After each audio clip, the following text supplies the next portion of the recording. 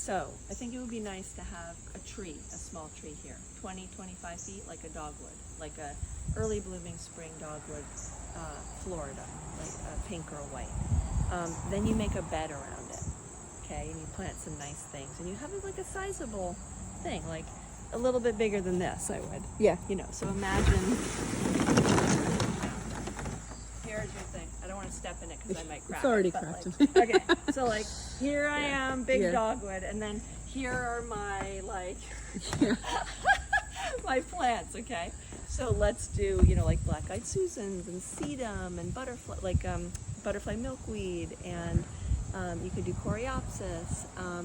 And I mean, there's a lot of other options. Asters, so I wouldn't do the tall ones, but try to get a little bit of lower one. Okay.